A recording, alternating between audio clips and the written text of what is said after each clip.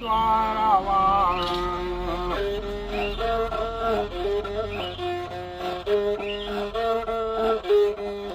नायन दान घर कमती माई ना सोनवा भंडारवा ना घर के बियाहिया माई बोले कोई बोलिया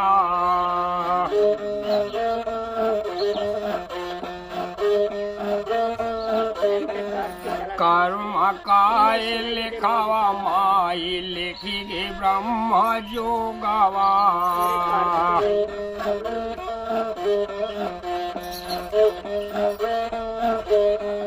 धाना ले दौलतिया माई भैया ले हैं बाटी जी कर्म काय लिखावा माई बाचे नहीं लोगवा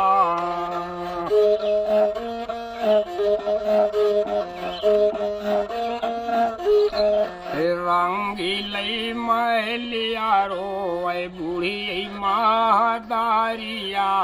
बड़ी बड़ी लाल जतनिया छात्री पाले महलन प्राणवा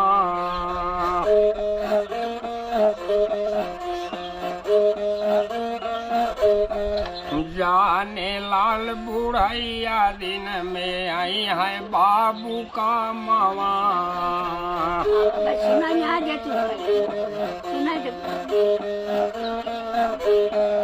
गंगा ले जमुनवा भैया नहाने काशी प्रगवा